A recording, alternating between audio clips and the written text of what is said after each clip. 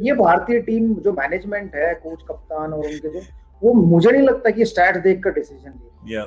तो फिर हम लोगों को भी शायद उन स्टैट्स पे बात नहीं करनी चाहिए, क्योंकि जिस खिलाड़ी के स्टैट्स अच्छे लगते हैं वो खिलाड़ी, अगर शिखर धवन की मैं बात करूँ तो 600 कुछ रन थे उनके आईपीएल में उनके स्टैट्स, तो लेकिन वो प्लेइंग 11 का हिस्सा नहीं है।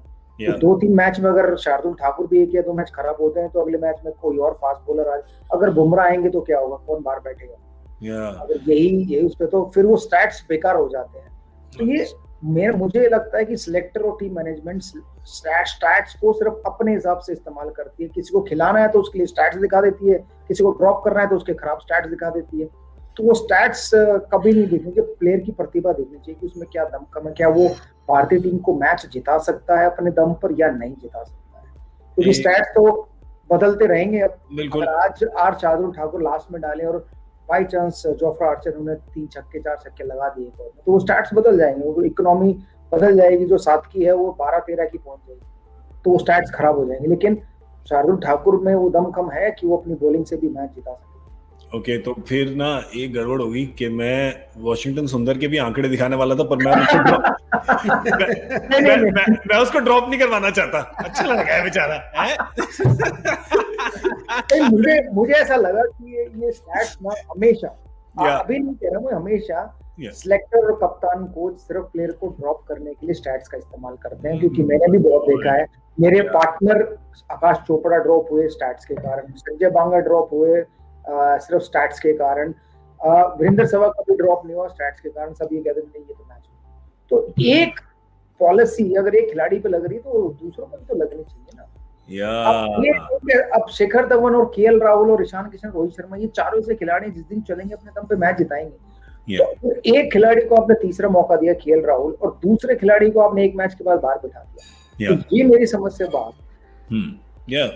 The rules have to be the same, Ajay भाई। Never are sir. मेरे को आप ये बताएं, क्रिकेट छोड़े, दुनिया में कहाँ सेम रूल होते हैं?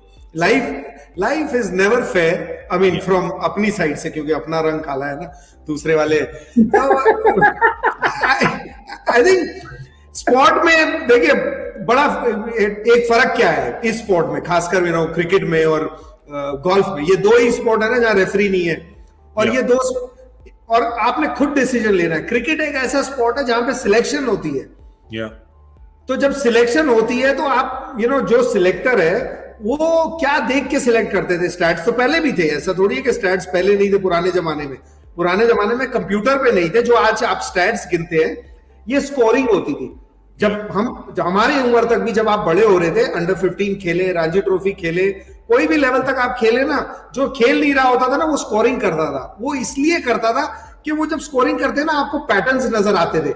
आप हर ओवर को डॉट्स करते थे, फिर मिडल है तो एम करते थे, तो आप कोई ना कोई चीज देखते हैं। तो आप स्टैट्स तो नहीं देखना तो सिलेक्टर क्या देखेंगे? जो वीरेंद्र सहवाग ने कहा वो देखा करते थे पहले, कि प्रतिभा है, ये हमारे को चाहिए, इसका खेलने का, क्योंकि खेलने का अंदाज चेंज नहीं होता, स्टैट्स चेंज होते हैं। इसमें मैं वीरू के बिल्कुल साथ हूं।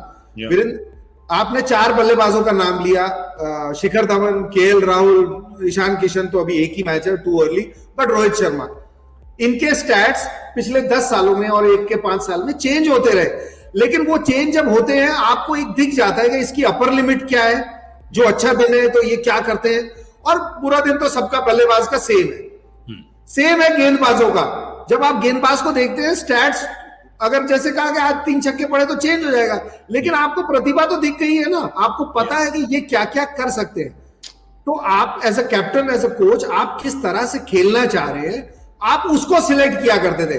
अब अनफॉर्चुनेटली, जो उस दिन भी सुन रहा था मैं वीरू से, कि अब कप्तान के हाथ में ही नहीं होता, सिलेक्टर जो मर्जी प्लेयर दे देते हैं। तो अगर सिलेक्टर जो मर्जी दे रहे हैं और कप्तान अलग खेलना चाह रहा है, तो भी वहां पे मैं मानता हूं, मैं ओल्ड फैशन आदमी हूं, मैं स्टिल बिलीव करता हूं कि जो कप्तान है ना, उसको जब 19 पीस की बारी जब भी आए, जब भी डिसीजन मेकिंग है, जब आपने उसको कप्तान बनाया है तो उसके गट से जाए, चाहे वो गलत डिसीजन ले रहा हो, क्योंकि वो लीडर है आपका इस वक्त। अगर वो श्योर नहीं है कि इस प्लेयर को मैं ऐसे खिलाने वाला हूं, फिर ये होता है जो अभी हम देख रहे हैं।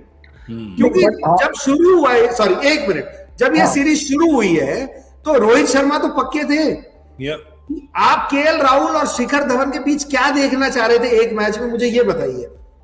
अब फिर शिखर धवन को आपने छोड़ा है, तो ईशान किशन को जब खिलाया है तो वो तो मैं समझ सकता हूं कि नया लड़का है, उसको देखा नहीं है, आप देखना चाह रहे थे। अब जो उसने दिखा दिया है, अब तो चॉइस होनी चाहिए ना, अब किसको खिलाना है, शिखर धवन खेलेंगे या ईशान किशन खेलेंगे, वो तो क्लियर हो जाना चाहिए यहाँ पे। आई मीन जिस तरह से मैं देखता हूँ। सॉरी, कुछ कह रहे थे वीरू? नहीं, मैं ये कह रहा था क्योंकि ये इतने सारे प्लेयर अवेलेबल इसलिए भी है क्योंकि ये बायो बबल है, इसमें 18 या 20 प्लेयर अवेलेबल है आपके, और आप उसमें से चूज करना चाहते हो। अगर सिर्फ 15 की टीम बनानी होती तो क्या ईशान किशन टीम का हिस्सा होते, क्या सूर्य कुमार इस टीम का हिस्सा होते, तो शायद ना होते, क्योंकि ये 20-22 प्लेयर उस बायो बबल में है, नेट बॉलर्स भी उस बायो बबल में है। तो ये क्या करते हैं, बाहर से प्लेयर लाने की जगह यहीं से प्लेयर हम खिला देते, क्योंकि हमारे साथ भी तो घूम रहा है। तो वो एक फायदा भी और नुकसान भी है। फायदा उसके लिए कि उसे मौका मिल जाता है प्लेयर को खेलने के लिए, नुकसान उस खिलाड़ी के लिए है जो टीम में था, उसको लगता था कि शायद वो 5 मैच खेलेगा, बट उसे 1-2 मैच के बाद बाहर बैठना पड़ रहा है। मेरे ख्याल से बायो बबल के कारण ज्यादा प्लेयर अवेलेबल है और उनमें से चॉइस ज्यादा है कप्तान के पास।